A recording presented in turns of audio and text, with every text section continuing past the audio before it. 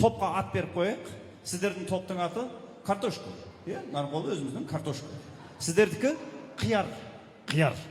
Сіздердікі помидор. Сіздердікі майонез. Не үшін екенін білесіңдер өздері. Қазір мен мына екі жігітке бір әңгіме айтамын. Сол әңгімемнің ішінде картошка деген сөз кездессе, екеуіңіз ат тұрасыз да арт жағынан айланып келіп, сіз арт жағына, сіз бер жағына отыруыңыз керек. Бір тексеріп көрейік. Картошка. Жылдамдық керек. Бұл жерде жылдамдық керек. Мынандай веспен жүгіруді оңай емес енді дегенмен де. Қияр деп қоямыз арасында. Дұрыс қой? Қиярсыңдар ғой. Арт жағынан айланып келесіңдер. Артқы екеуіміз алты жағына айланамыз. Соқты қысып екеуің қабырғаларың шашылып қалып жүрмесіңдер деп айтыңдар. Помидор деп қоясың. Сол кезде алты жағына айланасыңдар. Жүгір. Бір көріп жіберейік деп жатқаным ғой, репетиция. Жылдамдық керек. Жылдамдық кім жылдам жүгіреді, соған үлкен сыйлықты беремін. Майонез деп қоямын арасында. Кетті. Жылдамдық керек. Ол түсініп алдыңыздар ғой, менің әңгімемді мұқият тыңдап отырыңыздар, мұқияттықтарыңызға байланысты сыйлықтарыңызды беремін. Өткенде менің де інім үйленді. Сонымен енді үйде құдалық жасамаймыз ба? Сосын енді продуктыға сен бар, енді көп жерді көріп жүрсің, тойларда не қойып жүрсің, білесің ғой деп мен продуктыға жіберді. Сон базарға бардым, список жазып берді. Әлі күнге дейін қалтамда жүр. Қарашы, не деп жазған? 5 литр май ал депті, 3 килограмм қант дейді, 5 килограмм күріш дейді, 4 килограмм гречка дейді, кинза, укроп, зелень дейді, 5 килограмм картошка ал деп жазыпты. Памперс, йогурт дейді, 2 лоток жұмыртқа дейді, 3 килограмм помидор обычный дейді, свекла, сәбіз, пияз дейді, алма, апельсин, 3 килограмм қияр ал депті. Черри помидор ал депті ғой, черри помидор, кішкентай помидорлар екен ғой. Сосын банкадағы қияр ал депті, банкадағы қияр да кел депті, банкадағы қияр да кел депті деймін. Ең соңына майонез деп жазыпты ғой, майонез ал депті. Сосын енді списокты қолыма алдым да аптопкаға бардым ғой енді. Сонымен не де болса бірінші картошкамды алайын дедім енді. Картошкамды алайын деп, қай жағында сатады екен деп білмейді екен, көбінше біз енді үйдің қасынан ала саламыз. Кіре беріс жерде бір түрік келіншек тұр екен. Абай, картошка сататын жақ қай жақта айтып жібересіз ба дедім жаңа. Сөзден былай қарай жүресіз де, сонда бардым дағыны, картошкаларыңыз қаншадан деймін ғой енді. Картошкаларыңыз қаншадан болып отыр деп, сізге қандайы керек дейді. Қандай емес, обычный ғой десем, 18 түрі бар екен ғой бізде Алматыда. Белорусский, российский, казахстанский, павлодарский, чемкенский. 18 түрін атады да, мен айттым, обычный өзіміздің Нарынқолдың картошкасы бар ма дедім жаңа. Сөйім бар ғой бар деді, бағасы қаншадан деп едім, бағасы 550 теңге дейді. Енді өздерің ойлаңдаршы, 550 теңгеге о заманда бұл заман картошка алушы ма еді дамайындайында. 70 теңгеден алатын еді қолда, кейбіреуін тегін алып кетесің даже.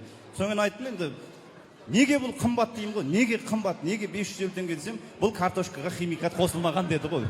Ешқандай химикат қосылмаған, табиғи түрде өндірілген дейді. Бопты онда салсаңыз 5 килограмм болса 5 килограмм картошка, 5 килограмм картошка салыңыз дедім. 5 килограмм картошка салыңыз деп тұрған кезде біреу арқамнан түртеді. Не болды деп қарасам, қияр алмайсыз ба деп қойыпты маған.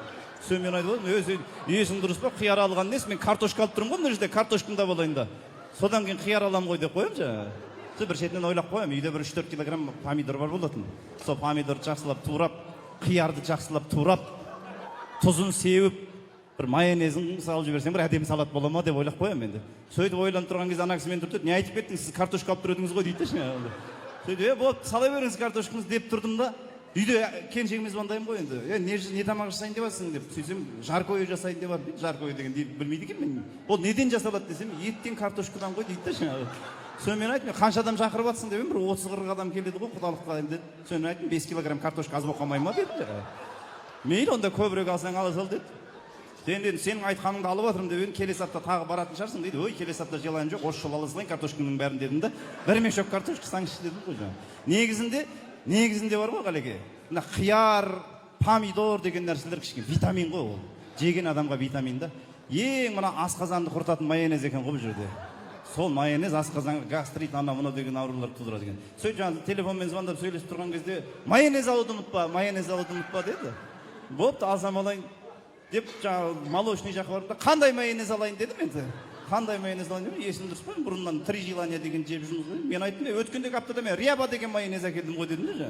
Сөйтіп жоқ, мына 3 желанияны ала бер деді. Сөйтіп 3 желанияны алдым, қиярымды алдым, помидорымды алдым, картошкамды бастым, машиненің артына әкеліп, грузчиктерді көтердім. Сон үйге келдім ғой енді, бүкіл продуктын алдым. Сөйтіп есіктің алдына барып қиярды түсіріп алдым мен пакетте. О помидор түсіріп алдым. Ана майонездің бір жағына бірдеңе тиген ба, сын кішкене ағып тұл. Сөйт тұрдым дағыны, үй жаққа қарадым да айғайладым ғой өнділеріме. Мына картошканы көтеріп жіберіңдер, біреуің бар ма дедім ғой жаңа. Сөйт картошканы әкеліп түсіріп, негізінде мына базарға барған кезде мына қияр, помидор деген нәрселер ол пакеттің ішінде жүреді ғой. Әйтеуір көзге көрініп тұрады екен да. Бұл жерде мешок пен картошка алған құрсыншы. Мешок пен картошка алған ең қиыны болады екен. Сен помидорсың. Сөйт жаңа мешоктың аузын ашып қалсам, картошканың жартысы шіріп кеткен ғой кәдімгідей. Кейбіреу өніп кеткен әуелі. Сөйтіп ана сүрген бір мешок картошканың жарты мешогі жарамай қалды ғой былайша айтқан кезде. Сонымен не керек? Жарты картошкамызды турадық, салатымызды жасадық. Сөйтіп осындай қылып керемет дастархан жайып, сол кезде құдалық күткен боламыз. Сол кезде де менің достарым және інімнің достары, осындай бауыр туысқандарым тура осы кісілер секілді зыр жүгіріп біздің үйде құдалықты күтіскен болатын. Бүгінгі ортаға шығып отқан жігіттер де сіздердің тойларыңызға ортақ болып күтіп жатыр деп есептеймін. Енді сіз өзі кім жеңді деп ойлайсыз? Картошка. Картошка деп жатыр ғой, не қойсыңдар, айламайсыңдар ма? Картошка деп жатыр. Картошка деп жатыр. Негізі енді мен де солай ойлап, мен өзіме де мысалы картошка қуырып жеген ұнайды да негізінде. Картошка қуырып жеген ұнайды. Картошканы қуырғанда да бар ғой, асты жағын күйдіріңкіреп пісірген картошка керемет болады ғой деймін да. Асты жағын күйдіріңкіреп. Міне қалай? Салмақ кетті ма? Салмақ түсті ма? Саған айтайын ба? Салмақ түсірген кезде ең бастысы картошка жеме. Картошка жеме. Ол екінші нан сияқты бәлекен ғой, ол калориясы көп болады. Мүмкін болса қияр же, помидор же, майонез қоспай қой бірақ. Майонез қоспай қой, барлық басқасын бәрін жей берсең. Енді сіздердің пікірлеріңізді білейік. Бас жүлдені кім алды деп ойлайсыздар? Мына бірінші қатарда отырған жігіттер, атын айтпаймын, қазір жүгіріп кетеді екеуі, командасын атын. Осы жігіттер алды десеңіздер, шапалақтап қойсаңыздар болады. Осы екеуі, еңбек десеңіздер. Артында отырған біздің Бекжанның достары алды десеңіздер, қошеметтеп қойыңыздар. Міне біздің бауырлар алды ма? Деп қойымыз өзіміз. Міне біздің Дарханның достары ше. Ай, рахмет. Мына екі топтың арасында талас болып тұр. Енді ар жақтағы кіші сыйлықтарды артқы қатарға бере беріңіз. Ана кілем бар, ол бас жүлде. Соны қазір осы төртеуінің арасында ажыратып береміз. Кіші сыйлықтарды арт жағына қойып қойғам. Соларды әкеліп майонез бен помидорға бере беріңіз. Мыналар үйреніп қалсыңдар ғой кәдімгі. Жай айтып отырмын. Кәдімгі үйреніп қалсыңдар ғой. Мәшинені беріңдер. Міне. Бір мәшине помидор алып қайттым деп айтасыңдар ғой үйге. Мынау сізге, екеуіңізге бірдей. Тағы біреу бар. Фен бар. Фенді осы жігіттерге беріңіздер. Мына төртеуіңіз мен қасыма кеп тұрсам, мына жаққа кеп тұрсаңыздар болады. Ажыратайық. Кімнің бас жүлдесі? Сіздер отыра берсеңіздер болады уже. Сыйлықтарыңызды алып, орындықтарыңызды ала кетіңіздер. Қазір осы төрт жігіттің арасында ана кілем болғаннан кейін талас болмасын деп жатырмын да. Не ғана тұр. Кілем болмағанда, төртінші сайт, осында. Өтте бір оңай жаңылтпаш айта салайын. Соның жаңылмай айтқан адам кілем алсын. Жаңылып қалғандар болса, енді ренжімейсіздер. Тыңдап алыңыз, мұқият тыңдаңыз. Ақ күшігім, көк күшігім, мә, дейсіз бітті. Ал, кеттік. Ол жолдас. Ақ күшігім, көк күшігім, Пойдет, қысайды. Бірақ дұрысы мынадай, тыңдап алыңыз. Ақ күшігім, көк күшігім, мә. Ақ күшігім, көк күшігім, Болады. Сіздердің көрейікші. Қараңыз. Ақ күшігім, көк күшігім, мә. Ақ күшігім, көк күшігім, Ұқсап тұр ғой, ұқсап тұр. Давай, өзің көрші бар. Ақ күшігім, көк күшігім, мә. Ақ күшігім, көк күшігім, мә. Ең дұрысын осы жігіт айтты. Тұра бер. Үшеуіңіздің араңызда екінші орында ажыратып жібереміз. Енді келесі жаңылтпаш, бұл өте оңай. Бүйтесіз, қараңыз, тыңдаңыз, мұқият тыңдаңыз. Бұл балғаймақ, қай балғаймақ? Бұл балтатыған май балғаймақ дейсіз бітті.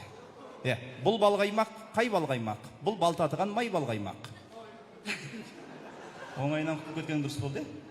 Бұл балғаймақ, қай балғаймақ? Бұл балтатыған май балғаймақ. Бұл балқаймақ, қай балқаймақ? Бұл балқаймақ, балтатыған балқаймақ. Ұқсайды. Міне, бұл балғаймақ, қай балғаймақ? Бұл балтатыған май балғаймақ. Бұл қаймақ, қай балқаймақ? Ал, сіздікін көрейік. Бұл балғаймақ, қай балғаймақ? Бұл балтатыған май балғаймақ. Болды, әкеле беріңіз. Екі плетті осы біздің Бекжанның достар алды деп есептейік. Үйленгенсіңдер ма? Сен бойдақсың, екеуің. Екіншісі бар. Мынау екіншісі.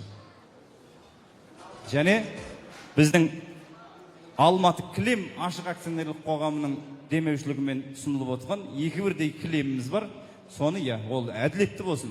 Құдаларға беріп жібергім келген бағана. Бірақ та енді еңбегі сіңсін, осы тойға ат салып жатқан кісілер болатын болса, соларға берсін дедік. Құдалардың сыйлығы енді бұл кілемнен әлде қайда қымбат. Сондықтан да мынау бас жүлде өзіңізге, кішірек кілем өзіңізге. Қоса қошеметтей құрметтеп дастарханға жайғастырайық. Рахмет жігіттерге.